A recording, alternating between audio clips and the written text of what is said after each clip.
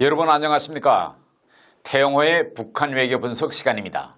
먼저 오늘 이 시간을 이용하여 저의 유튜브 구독 계좌로 후원해 주신 김땡남 선생님, 김땡만 선생님, 장땡우 선생님, 이땡우 선생님들께 감사를 드립니다.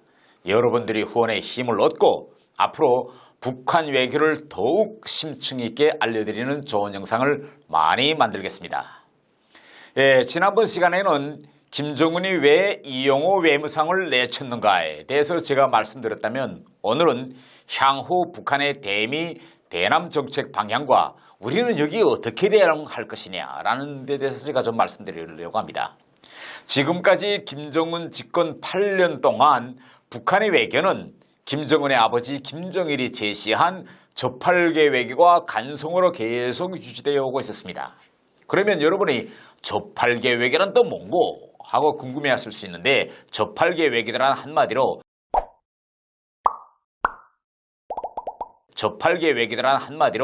중국 서유기에서 나오는 저팔계에서 본딴 외교 방식입니다. 1990년대 소련이 갑자기 붕괴한 후 북한을 받쳐주던 형님이 갑자기 없어졌습니다.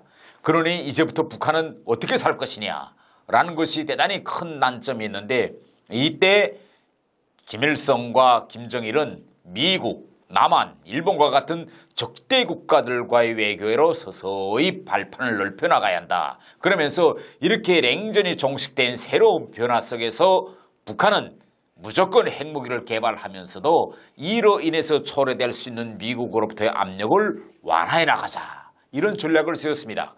당시 김정일은 저팔계처럼 자기 이성만 챙길 수 있다면 미국에도 추파를 던져야 한다. 그렇다고 미국에게 완전히 바지까지 벗어주는 행동을 하지 말고 외교관들이 당성과 계급적 원칙을 가슴 깊이 간직하고 겉으로는 영국 신사처럼 행동해라. 그러면서 조선반도 비핵화 이 구호를 더욱 높이 쳐들고 밑에서는 핵 개발을 다그쳐라. 그래서 저팔계식 외교를 해서 미국 놈들로부터 핵도 지키고 또 미국 놈들로부터 받아낼 것은 다 받아내야 한다. 이게 저팔계식 외교입니다. 그래서 북한은 저팔계 외교를 해서 1994년 미국과 핵 합의를 맺었는데 그때 미국을 슬슬 올려넘기면서 중유도 받아내고 경수로도 받아내면서 동시에 고난의 행군을 이겨냈습니다. 그리고 조선반도 비핵화를 더 높이 들면서 핵무기 개발을 다그쳐 지금은 핵보유국이 됐습니다. 김정은은 2018년에 미국 남한과 평화공세 핵공세를 시작하면서 마치도 자기 할아버지나 아버지가 이야기했던 조선반도 비핵화, 말하자면 비핵화이죠. 관심이 있는 것처럼 하면서 그때 우리 청와대 정의용 실장이 평양에 방문했을 때 북한의 체제 안전을 보장해주고 군사적 위협을 없애면 북한이 핵무기를 왜 가질겠느냐. 그럴 필요가 없다. 그러면 마치도 북핵 포기에 관심이 있는 것처럼 행동했습니다. 그러면서 핵은 뒤에다 든든히 깔고 앉고 또 겉으로는 조선반도 비핵화 구호를 더 높이 외쳤습니다. 이것이 바로 저팔계 외교, 즉 핵을 남들이 보기에는 김정은이가 핵을 포기하려는지 아닌지 또 김정은이 요구하는 것을 미국과 한국이 조금만 들어주면 핵 포기가 가능할 것처럼 보이게 하는 것이 저팔계 외교였습니다. 그래서 지금까지는 그러한 저팔계 외교의 선수들인 이용호, 김계관, 최선희를 북한 외교의 사령탑 앞에 그대로 앉혀놨는데 지난해 말 당 전원회의를 계기로 정면 돌파를 선포합니다. 그리고 저팔계 외교의 상징, 사령관이었던 이용호를 정면 돌파의 상징 인물인 이성건으로 교체합니다. 이렇게 김정은은 자기 아버지 김정일의 저팔계 외교의 사망 선고를 내리고 올해부터는 정면 돌파 외교의 시작을 알립니다. 지난해 말에 있은 당 전원회의에서 한 김정은의 말을 종합해보면 미국 트럼프 대통령에게 약속한 핵 및 ICBM 동결 공약을 깨고 새로운 전략무기 개발을 계속하며 외교 부문에서도 이러한 정면 돌파전을 외교적으로 담보해라 이렇게 지시합니다. 그리고 당 전원의 결정서에서도 강력한 정치, 외교적, 군사적 공세로 정면 돌파전의 승리를 담보할 것이다 라고 결정서에 박아였습니다. 사실 외교라는 건요, 때로는 전략적 모호성을 유지하면서 각자가 자기 이익에 맞게 적당히 맞춰 나가면서 두루뭉실하게 할 때도 필요합니다. 그런데 이렇게 공세적인 정면 돌파 외교를 하려 하니 앞으로 북한 외교가 들어설 공간이 좁아질 수밖에 없습니다.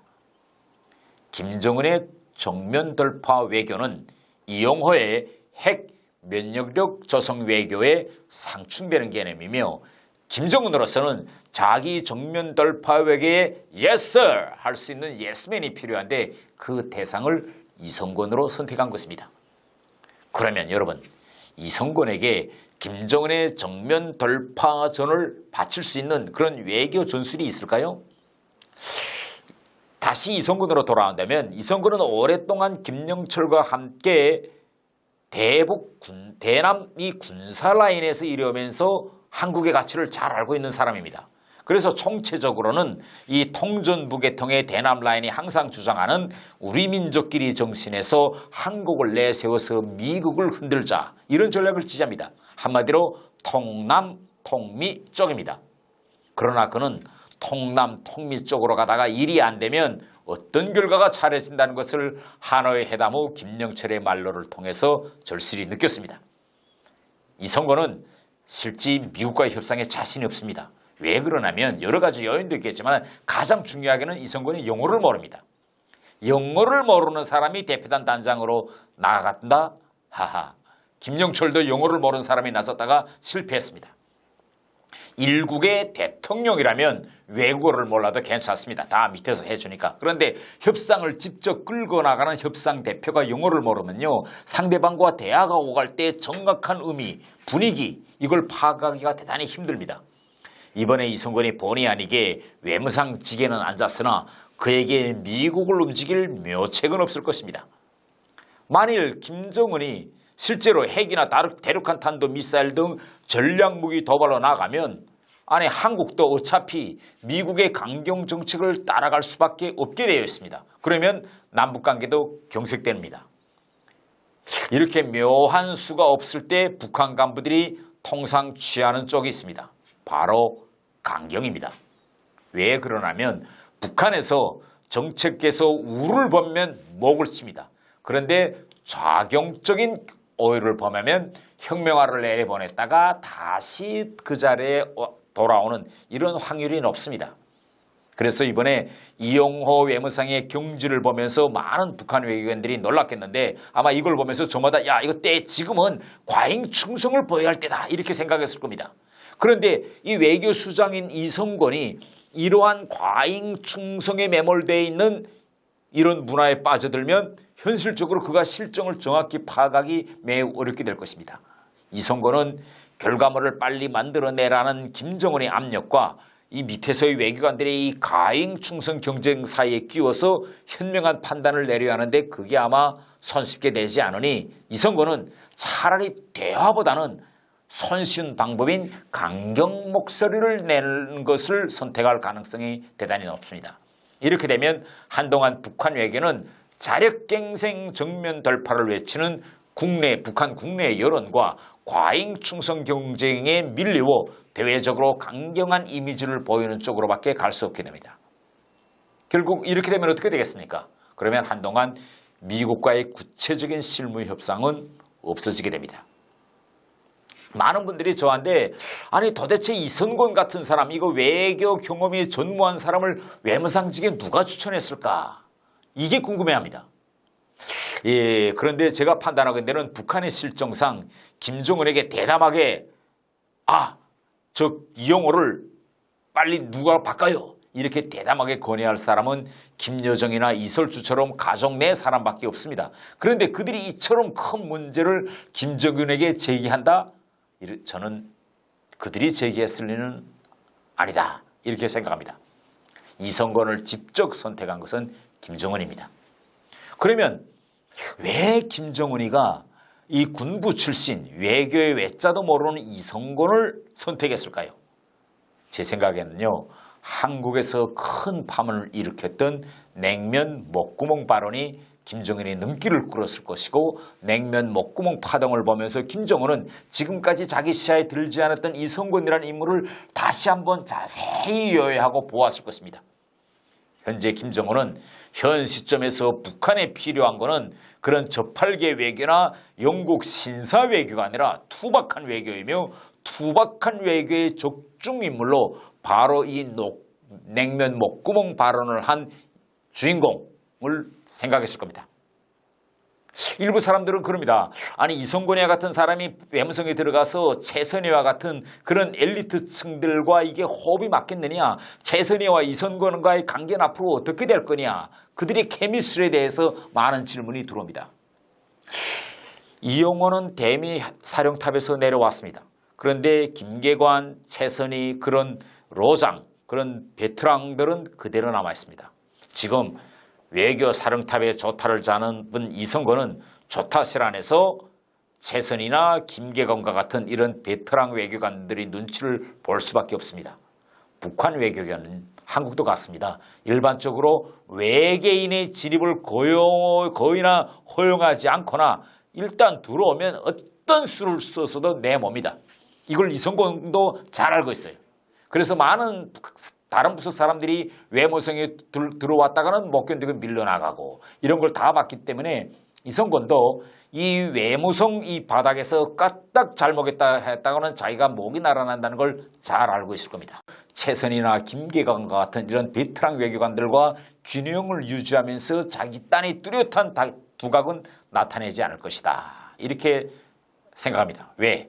그도 이제는 북한에서 살아남는 방도는 우애도 중요하지만은 옆사람과 충돌하지 않고 조용히 시간을 보내다가 나이가 되면 빨리 정년퇴직, 한국에서는 정년퇴직, 북한에서는 영예로운 퇴진이라고 합니다. 영예롭게 퇴진한 겁니다. 그러면 이성건을 거기다 내무상 자리에 앉혀놓고 김정은이 이성건한테서 바라는 건 뭘까요? 실제 김정은은 이성건에서 좀 미국을 굴복시킬 수 있는 그런 묘책, 기적을 바라고 있습니다. 그러나 현 시점에서 북한이 핵을 포기하지 않는 한 이건 불가능합니다. 이렇게 되면 향후 대남 정책은 어떻게 될까요? 이번 이용호 외무상의 경지를 통해서 우리 모두는 김정은의 대미 정책이나 대남 정책에서 일관성이 없다는 걸 알 수 있습니다. 김정은이 즉흥적이고 신경질적인 성격 때문에 지금 북한 내부에서 전통적인 테크노크라트, 북한식으로 말하면 행정 관료들이죠. 이 사람들이 지금 납작 엎드렸습니다. 길을 펴지 못하고 있습니다. 이럴 때 머리 쳐들었다가 목이 날아난다. 그런데 이렇게 관료들이 너무 눌려 있으면 정책은 죽어갑니다. 모두 다 보신주의에 빠져서 지금 현재 보면 남북관계에서 아무것도 되는 거이 없습니다. 얼마 전에 우리 정부가 우리 주민들의 관광 자유, 북한의 삼국을 통해서 비자를 가지고도 방문할 수 있는 이런 관광 자유화 정책에 대해서 지금 발표하고 연일 이야기하고 있는데, 지금 북한의 실무 라인은 아무런 대책도 취하지 않고 있습니다. 왜? 이럴 때 잘못 안을 내놓았다 목이 날아간다는 걸 알기 때문에 그들은 김정은이 위에서부터 결정해 주기를 기다립니다. 그런데 김정은도 일이 바빠서 아무런 대책을 취하지 않고 가만히 있으면 우리 정부의 이 관광 자유화 정책이 아무리 좋고 북한에 계속 다가가고 어필해도 여기에 북한이 가까운 시일에 반응을 보이지 않을 확률은 대단히 높습니다. 이럴 때 우리는 어떻게 대응해야 할까요?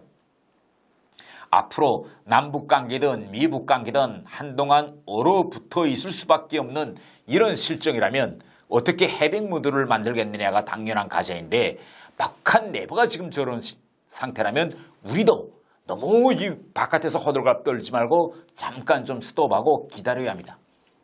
북한 내부가 얼어붙었을 때 바깥에서 아무리 용어를 써봐야 백해무익합니다. 오히려 북한 안에 있는 그런 전통 관료들이 더 불편합니다. 그래서 우리도 한동안 지켜보면서 북한이 지금 어떻게 내부를 정립하고 어떤 정책을 수립할 때까지, 또 일단 북한 내부가 정리되면 우리한테 다가올 겁니다. 그렇기 때문에 그때 지금은 가만 기다려야 할 때다. 저는 이렇게 생각합니다. 현 시점에서 가장 중요한 것은 김정은이 무모한 도발로 나오거나 혹은 이 실무 라인에서 과잉 충성을 보여주기 위해서 무모한 도발을 김정은에 제기할 수도 있다. 이 점을 우리가 중시해야 됩니다. 그래서 제가 우리 정부는 좀 가만 북한이 정립될 때까지 참 좀 기다리자 이렇게 이야기했습니다. 그런데 미국도 북한이 어떻게 될 때까지 좀 기다리자라고 하면 안 됩니다. 미국은 반대로 해야 됩니다. 이런 경우 미국은 강력한 전쟁 억지력과 대비 태세를 보여주어서 김정은은 물론 그 밑에 있는 실무 라인이 위축되게 만듭니다. 미국까지 너무 유연한 입장을 보이면 과잉 충성파가 기승을 부리고 마치도 김정은도 미국이 자기가 무서워서 가만히 있는 줄 알고 오판할 수 있습니다. 그래서 지금처럼 한반도 주변에 전력도 집중시키고 정찰교육 활동도 활발히 해서 강력 응징 태세를 보여주어야 이 한반도의 평화 관리가 됩니다. 이게 최상의 방도입니다. 여러분, 다음번 시간을 또 기다려 주십시오.